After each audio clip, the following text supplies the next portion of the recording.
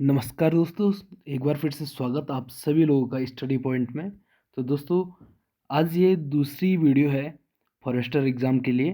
तो पहली वीडियो में हमने ग्लूकोज़ के बारे में पढ़ा, जो आपका पहला लेसन है फूड। तो फूड में आपने पहला टॉपिक पढ़ा ग्लूकोज़ के बारे में। तो आज हम दूसरे टॉपिक की ओर चलते हैं। तो आज का टॉपिक है फैट, और जितना टाइम मिलेगा हम प्रोटीन को भी यहाँ पर कवर करने की कोशिश करेंगे। तो शुरू करते हैं आज की वीडियो को। तो यदि दोस्तों आपने कार्बोहाइड्रेट वाली वीडियो नहीं देखी है तो आप उस वीडियो को ज़रूर देखें, उसके बाद ही आप फैट वाला जो टॉपिक है उसको शुरू करें। प्लेलिस्ट मैंने बना रखी है फॉरेस्टर नाम से, तो आप प्लेलिस्ट में जा कर के एक एक करके इन वीडियो को देख सकते हैं। तो पहला टॉपिक हमने पढ़ा, उसमें हमने कार्बोहाइड्रेट के बारे में पढ़ा, कितने टाइप के होते हैं। तो उसमें कुछ और चीज़ें जो बहुत ही इंपॉर्टेंट पॉइंट हैं उनको नोट करते हुए चलें। तो सबसे पहले हम देखते हैं यहाँ पर कि कार्बोहाइड्रेट में दो तीन चीज़ें यहाँ पर छूट गई थी। तो उनमें आप लिख सकते हैं, ये क्वेश्चन पहले भी पूछे जा चुके हैं कि अल्फा ग्लूकोज किसे कहा जाता है। अल्फा ग्लूकोज अल्फा ग्लूकोज किसे कहा जाता है? तो दोस्तों ये कहा जाता है स्टार्च को। अल्फा ग्लूकोज कहा जाता है स्टार्च को। इसके साथ ही यदि हम बात करें बीटा ग्लूकोज, जब अल्फा ग्लूकोज है तो बीटा ग्लूकोज भी कुछ होगा, बीटा ग्लूकोज। तो बीटा ग्लूकोज कहा जाता है सेल्यूलोज को। अल्फा ग्लूकोज कहा जाता है स्टार्च को, तो बीटा ग्लूकोज किसे कहा जाता है? सेलुलोज को। अब हम बात करते हैं कि 1 ग्राम यदि आपने ग्लूकोज लिया है, ठीक है, 1 ग्राम ग्लूकोज यदि आपने लिया है तो 1 ग्राम ग्लूकोज से कितनी एनर्जी निकलती है? तो ये निकलती है 4.2 किलो कैलोरी। और ये क्वेश्चन बहुत बार आपसे पूछा जा चुका है कि 1 ग्राम ग्लूकोज कितनी एनर्जी प्रोवाइड करता है? तो ये करता है 4.2 किलो कैलोरी। ठीक है, अब इसमें हम थोड़ा सा और आगे बढ़ते हैं। अब हम फैट को शुरू करते हैं। ठीक है, दूसरा टॉपिक आपका है फैट। तो फैट दोस्तों, इसमें सबसे पहले आपको ये देखना है कि हमारी बॉडी में कुल 15% फैट पाया जाता है। तो जो मनुष्य की बॉडी है उसमें कुल 15% फैट पाया जाता है। और यदि हम फैट को भोजन के रूप में लेते हैं तो 1 ग्राम फैट 9.2 किलो कैलोरी एनर्जी हमें प्रोवाइड करता है। कहीं कहीं ये 9.3 है, लेकिन जो इसकी एक्चुअल वैल्यू है एनसीईआरटी के अकॉर्डिंग ये है 9.2 किलो कैलोरी। तो यहाँ से क्वेश्चन पूछा जाता है कि 1 ग्राम फैट कितनी एनर्जी प्रोवाइड करता है? तो ये करता है 9.2 किलो कैलोरी। यदि हम बात करें ग्लूकोज की, तो मैंने बताया 4.2 kilo calorie glucose glucose 1 gram glucose 4.2 kilo calorie energy provide करता है। वहीं 1 ग्राम fat 9.2 kilo calorie energy provide करता है। यदि हम बात करें जो भोजन के कंपोनेंट होते हैं, जितना भी हमने 7 टाइप के कंपोनेंट कल की वीडियो में पढ़ी थी, तो उनमें से जो सबसे ज़्यादा एनर्जी प्रोवाइड करता है वो करता है फैट। ठीक है, इसके बाद दूसरे नंबर पे कौन आएगा, हम इसके बारे में डिटेल में चर्चा करेंगे और क्यों आता है उस पर भी हम यहाँ पर चर्चा करेंगे। यदि हम बात करें दोस्तों कि फैट कहाँ कहाँ पाया जाता है, ठीक है, तो आपने देखा होगा जैसे ऊँट का कुबड़ होता है, ऊँट का कुबड़ होता है, उसमें क्या होता है? फैट होता है। उसी तरीके से जो बर्फीली जगहों पे जो जानवर पाए जाते हैं, यानी कि जो बहुत ही ठंडी जगहें होती हैं, वहाँ पर जो भी जानवर पाए जाते हैं उनकी जो चर्बी होती है, उनकी जो त्वचा होती है उसमें चर्बी क्या होती है? ज़्यादा होती है। और ये चर्बी क्या करती है? उनको ठंड से बचाती है। ठीक है, जैसे ऊँट का कुबड़ आपने देखा, ऊँट के कुबड़ में फैट होता है। जैसे आपने रेंडियर रेंडियर देखा, रेंडियर डॉग, उसमें भी क्या होता है? फैट होता है बहुत ज़्यादा। और जैसे आपने देखा होगा बहुत सारे जानवर जो ऐसे इलाकों में मिलते हैं जहाँ वर्ष भर बर्फ़ जमी रहती है, तो उनकी बॉडी में भी क्या रहता है? फैट ज़्यादा मात्रा में रहता है, जो उनको ठंड से बचाता है या गर्मी प्रोवाइड करता है। इतना आपने देखा। अब हम देखते हैं कि फैट के यूजेस क्या क्या हैं। तो सबसे पहले जो फैट का यूज होता है वो होता है सुंदरता बढ़ाने में। सुंदरता बढ़ाने में। अब आप बोलोगे कि सुंदरता ही फैट से कैसे बढ़ती है? तो आपने देखा होगा कि जैसे कोई व्यक्ति है, ठीक है, वो अपनी यंग एज में है, तो वो खूब उसकी स्किन में खूब फैट रहेगा, उसकी बॉडी में खूब फैट रहेगा। तो उस फैट से क्या होगा? उसकी जो स्किन है उसमें झुर्रियों की संख्या क्या होगी, कम होगी, या उसकी स्किन में झुर्रियाँ बिल्कुल भी नहीं होगी। लेकिन जैसे जैसे व्यक्ति बूढ़ा होता है, उस जैसे जैसे एक एज के बाद व्यक्ति जैसे 40, 50, 60, 70 ऐसे पहुंचता है, तो उसकी स्किन में झुर्रियाँ पड़नी शुरू हो जाती है। वो क्यों पड़ती हैं? क्योंकि उनकी स्किन के अंदर जो फैट होता है, स्टोर्ड फैट, वो कम होने लग जाता है। और जब स्टोर्ड फैट कम हो जाएगा तो व्यक्ति क्या होगा, सुंदर दिखना कम हो जाएगा। तो इसलिए सुंदरता के लिए फैट की आवश्यकता होती है। ठीक है। दूसरा है, जो फैट है ये क्या करता है, सुरक्षा प्रदान करता है। ठीक है। तो आपने देखा होगा, जैसे कोई मोटा व्यक्ति है और दूसरा पतला व्यक्ति है, यदि आप उसको किक करोगे या आप उसको बॉक्सिंग करोगे तो क्या होगा, मोटे व्यक्ति पे जो चोट लगती है उसका असर क्या होता है, कम होता है। लेकिन जो पतला व्यक्ति है उस पर असर क्या होगा, ज़्यादा होगा। क्योंकि जो अगर हम पतले व्यक्ति को मारेंगे, ठीक है, उस पर यदि प्रहार करेंगे, तो जो जिस भी चीज़ से, चाहे हमने बॉक्सिंग मारा या कुछ भी हथियार से मारा, तो उसका असर सीधे उसके ऑर्गन पे जाएगा। ठीक है, जितना भी बॉडी के पार्ट्स हैं वहाँ पर जाएगा। लेकिन यदि फैट है, कोई मोटा व्यक्ति है, ठीक है, आप उस पर बॉक्सिंग मारते हो, तो आपकी बॉक्सिंग का जो प्रभाव है वो फैट क्या करेगा, थोड़ा कम कर लेगा। और उसके जो आंतरिक अंग हैं, जैसे उसकी किडनी हो गया, उसकी पसलियाँ हो गया, उनमें असर थोड़ा कम जाएगा। इसलिए हम कह सकते हैं कि जो फैट होता है वो सुरक्षा भी प्रदान करता है। तीसरा है अ, सर्दी से सुरक्षा। ठीक है, सर्दी से सुरक्षा करता है या गर्मी प्रदान करता है। ठीक है, तो ये तीन चीज़ों के बारे में हमने बात कर ली है।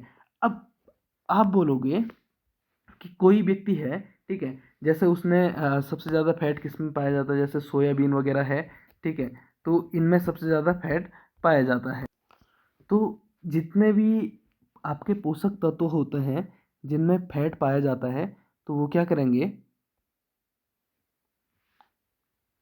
करेंगे कि जैसे आपकी बॉडी में है, आपने कोई ऐसा पदार्थ लिया जिसमें फैट ज़्यादा पाया जाता है, तो वो आपकी बॉडी पे क्यों नहीं लगता है। जैसे आपने भोजन किया, ठीक है, कई लोग थोड़ा सा भोजन करते हैं लेकिन उन पे वो भोजन जल्दी से असर करता है।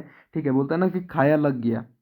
तो किसी पे खाया हुआ कैसे लगता है और किसी पे कैसे नहीं लगता है, इसका कारण क्या क्या है, तो इसके बारे में हम यहाँ पर देखेंगे। ठीक है, तो फैट मतलब आपकी बॉडी में फैट लगने के लिए दो तीन कारक होते हैं। ठीक है, पहला होता है विटामिन। ठीक है, और विटामिन का सबसे ज़्यादा यहाँ पर असर होता है। कैसे?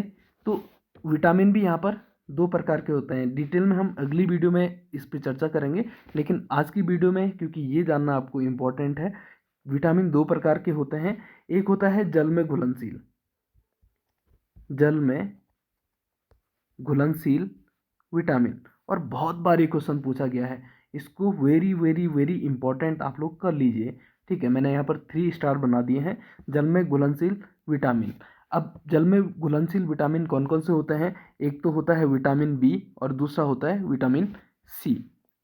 ठीक है, जल में घुलनशील विटामिन, इसकी ट्रिक क्या है? आपने देखा होगा WBC जो आपके ब्लड में पाया जाता है, W से यहाँ पर आप वाटर ले लोगे और B और C ये विटामिन है जो वाटर में घुलनशील है।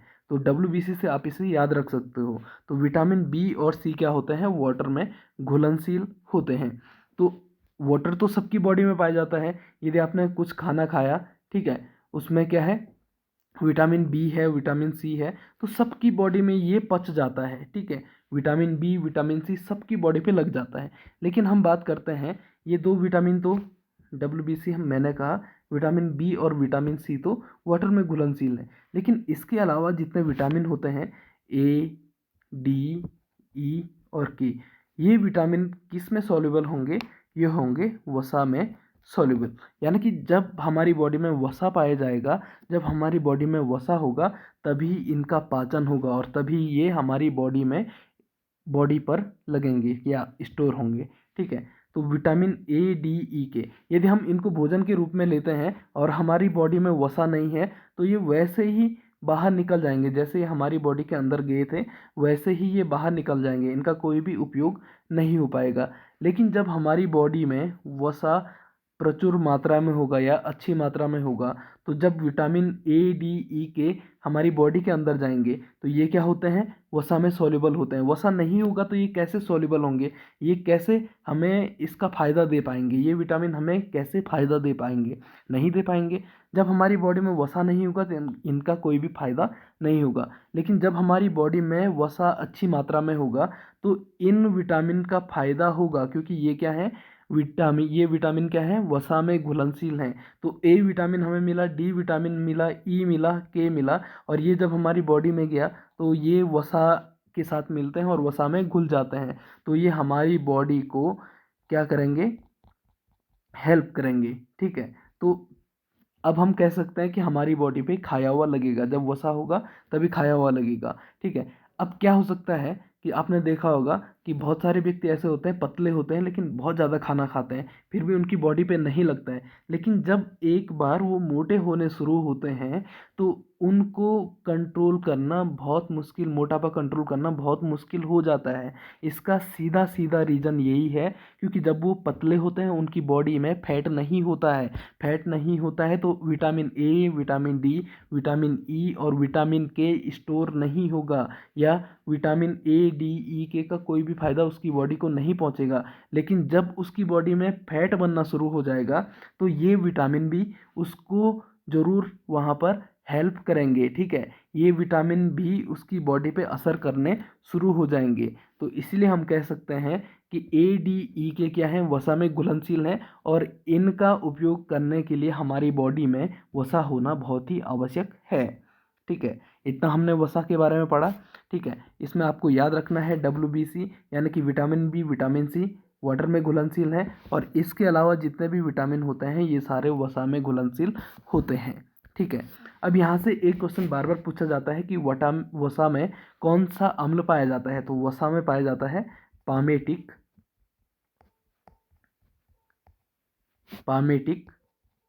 अम्ल। तो दोस्तों पामेटिक अम्ल किस में पाया जाता है, तो ये पाया जाता है वसा में। तो आपका वसा वाला टॉपिक यहाँ से कंप्लीट हो गया। अब हम आगे बढ़ते हैं प्रोटीन की ओर।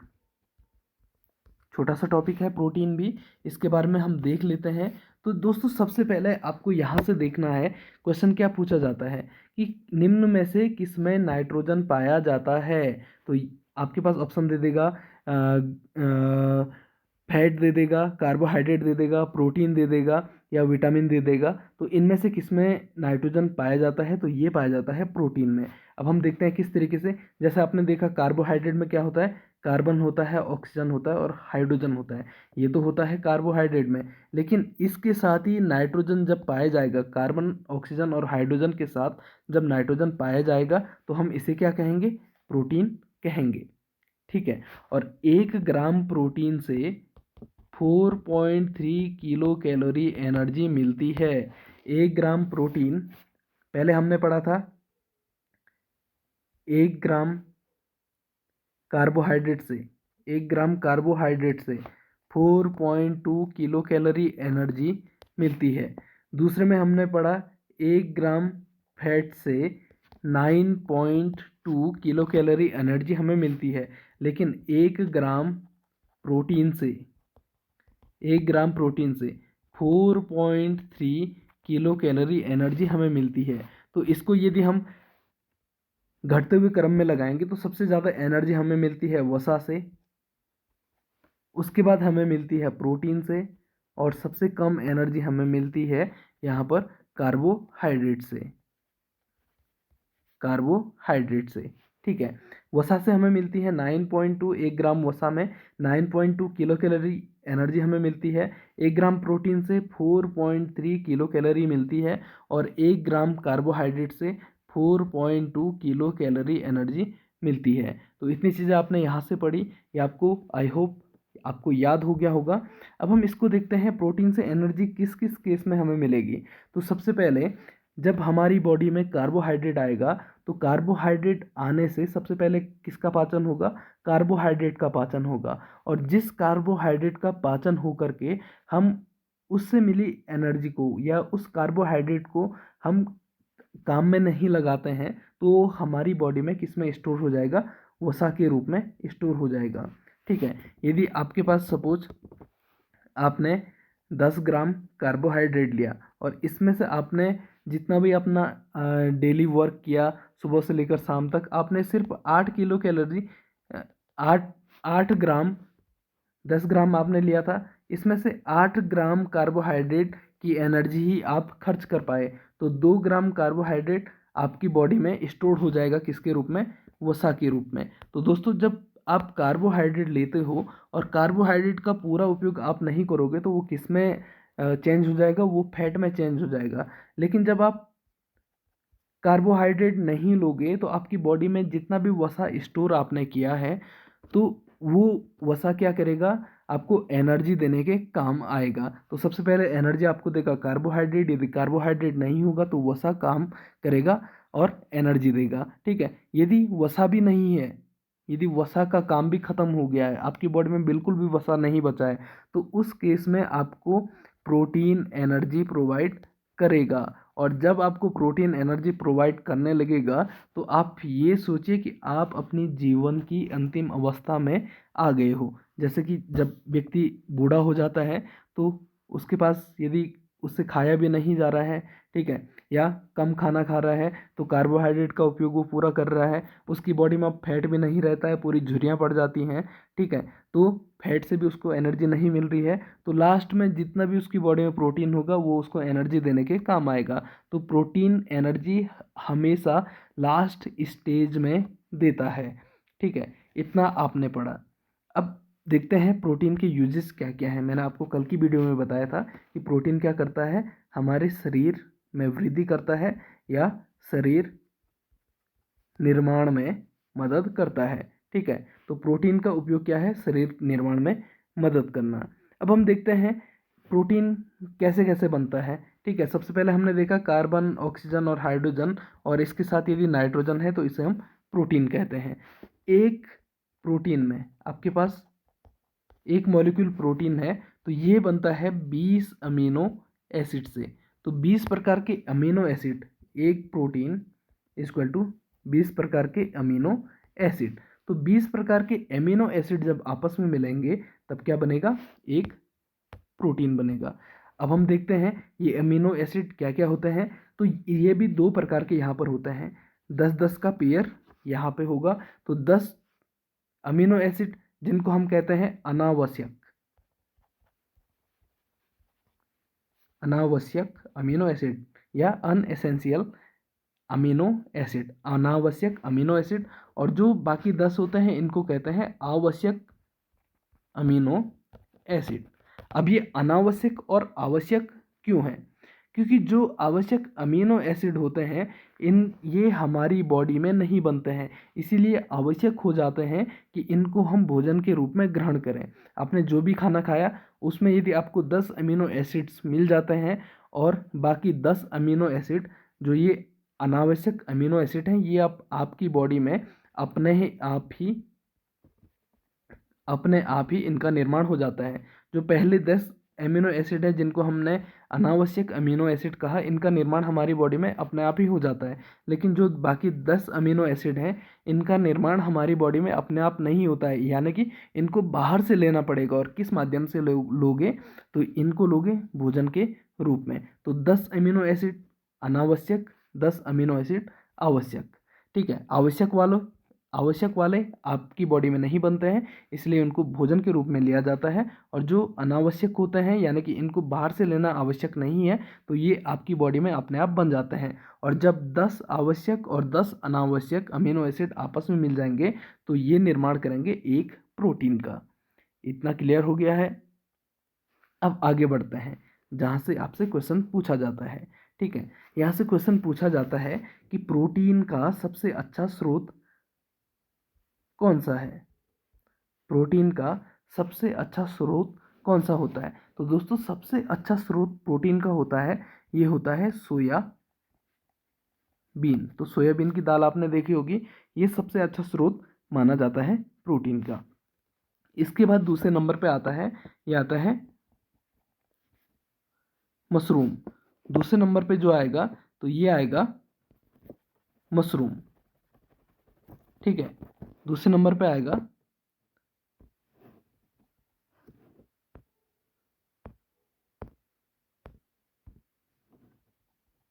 मशरूम, और तीसरे नंबर पे आएगा दालें। ठीक है, तो जिसको ज़्यादा प्रोटीन की आवश्यकता होती है वो सोयाबीन खा सकता है, और उसके अलावा मशरूम और दालें भी प्रोटीन की प्रचुर मात्रा रखते हैं। तो सबसे पहला सोयाबीन, उसके बाद मशरूम और दालें। यहाँ से क्वेश्चन पूछा जाता है कि निम्न में से सब सर्वाधिक प्रोटीन किस में पाया जाता है, तो आप सीधे टिक करोगे सोयाबीन में। ठीक है, अब नेक्स्ट हम बात करते हैं कि छोटे बच्चों में प्रोटीन का निर्माण कैसे होता है। ठीक है, तो आपने देखा होगा जब कोई व्यक्ति छोटा होता है, कोई बच्चा होता है, तो बच्चों में प्रोटीन की आवश्यकता सबसे ज़्यादा होती है, क्योंकि प्रोटीन का कार्य क्या होता है, शरीर का निर्माण करना। और बच्चों में प्रोटीन की आवश्यकता इसीलिए होती है क्योंकि बच्चों के शरीर का निर्माण हो रहा होता है, उनकी बॉडी आराम आराम से डेवलप होती रहती है, इसलिए उनको प्रोटीन की ज़्यादा आवश्यकता होती है। इसीलिए कोशिश करें कि यदि आपके घर में बच्चे हैं तो उनको सोयाबीन या अन्य जितने भी मैंने आपको बताया, सोयाबीन हो गया, मशरूम हो गया, दालें हो गया, इनका सेवन उनको ज़रूर करवाएं या इनको ज़्यादा मात्रा में उनको खिलाएं। ठीक है, तो बच्चों में जो प्रोटीन का निर्माण होता है ये होता है थाइमस ग्रंथि के द्वारा। ठीक है, थाइमस ग्रंथि के द्वारा बच्चों में प्रोटीन का निर्माण होता है। यदि आप लोग इसे बाहर से नहीं ले रहे हो प्रोटीन को भोजन के रूप में, तो आपका जो थाइमस ग्रंथि है ये भी बच्चों में क्या करता है, प्रोटीन का निर्माण करता है। लेकिन जैसे ही वो 15-16 वर्ष के हो जाते हैं तो ये थाइमस ग्रंथि काम करना बंद कर देती है। ठीक है, तो बच्चों में प्रोटीन का निर्माण कौन करता है, थाइमस ग्रंथि। अब आगे बढ़ते हैं हम, प्रोटीन की कमी से कौन कौन से रोग होते हैं। तो प्रोटीन की कमी से मेनली दो प्रकार के रोग पाए जाते हैं, एक तो है मेरेस्मस और दूसरा है क्वार्सिकोर।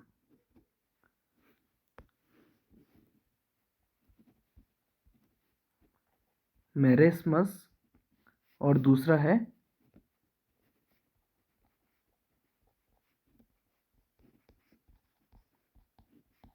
क्वार्सिकोर। ठीक है, तो ये दोनों क्या करते हैं, ये दोनों रोग किसकी कमी से होते हैं, प्रोटीन की कमी से होते हैं। ठीक है, इतना आपको याद रख लेना है, बहुत बार ये क्वेश्चन पूछा जाता है, मेरेस्मस और क्वार्सिकोर रोग किसकी कमी से होता है, ये होता है प्रोटीन की कमी से।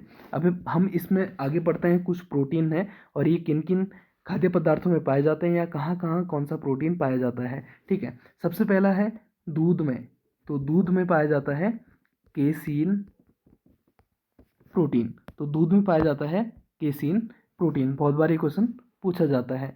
नेक्स्ट है मांसपेशियों में,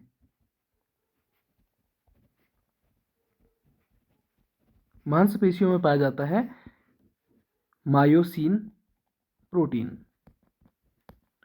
मांसपेशियों में मायोसिन प्रोटीन पाया जाता है। नेक्स्ट है गेहूं, तो गेहूं में पाया जाता है ग्लूटामिन, इसको ग्लूटीन भी बोलते हैं या ग्लूटामिन प्रोटीन भी इसको बोलते हैं। तो आपने देखा होगा गेहूं, आप जब आटे को गूंथते हो तो वो कुछ देर में ही जब आप उसमें पानी मिलाते हो तो एक साथ इकट्ठा हो जाता है, वो किस कारण होता है, ग्लूटामिन प्रोटीन के कारण। ठीक है, नेक्स्ट है रक्त में कौन सा मिलता है, तो रक्त में मिलता है, ब्लड में मिलता है ग्लोबुलिन प्रोटीन। ठीक है, तो ब्लड में मिलता है ग्लोबुलिन प्रोटीन। ठीक है, तो इतने प्रोटीन आपको याद रखने हैं। दूध में कौन सा मिलता है, केसिन मिलता है, मांसपेशियों में मायोसिन प्रोटीन मिलता है, गेहूं में ग्लूटामिन मिलता है और रक्त में ग्लोबुलिन प्रोटीन मिलता है। ठीक है, तो इतना आपको याद रखना है। यदि हम बात करें छोटे बच्चों में प्रोटीन का निर्माण कहाँ होता है, तो ये थाइमस ग्रंथि में होता है। प्रोटीन का सबसे अच्छा स्रोत कौन सा होता है, तो ये होता है सोयाबीन की दाल। अब हम बात करें कि एक प्रोटीन कितने अमीनो एसिड से मिलकर बना होता है, तो 20 प्रकार के अमीनो एसिड जब आपस में मिलते हैं तो एक प्रोटीन का निर्माण होता है। और उस एक प्रोटीन में जो 20 अमीनो एसिड हैं उनमें से 10 अमीनो एसिड आवश्यक होते हैं जिनको हम भोजन के रूप में लेते हैं, और 10 अनावश्यक होते हैं जिनको भोजन के रूप में लेना जरूरी नहीं होता है, वो हमारी बॉडी में स्वतः ही बन जाते हैं। तो 20 अमीनो एसिड मिलकर के एक प्रोटीन का निर्माण करते हैं। तो प्रोटीन का कार्य क्या होता है, शरीर का निर्माण करना या बॉडी का डेवलपमेंट करना। ठीक है, या बॉडी की वृद्धि करना। ठीक है, तो हमारे शरीर में कुल प्रोटीन होता है 15%, और 1 gram protein 4.3 kilo calorie energy provide करता है। तो आपने देखा होगा, जैसे आपने कार्बोहाइड्रेट में देखा कार्बन, ऑक्सीजन और हाइड्रोजन होता है, और इसके साथ ही नाइट्रोजन भी आपको मिलता है, तो ये एक प्रोटीन हो जाएगा। 1 gram protein 4.3 kilo calorie energy, 1 ग्राम कार्बोहाइड्रेट 4.2 किलो कैलोरी एनर्जी, और 1 ग्राम fat 9.2 kilo calorie energy provide करता है। तो ये थी आज की क्लास। यदि आपको वीडियो अच्छी लगती है तो चैनल को सब्सक्राइब करें, वीडियो को लाइक करें, और मिलते हैं नेक्स्ट वीडियो में। तब तक के लिए see soon, good luck, bye bye, take care.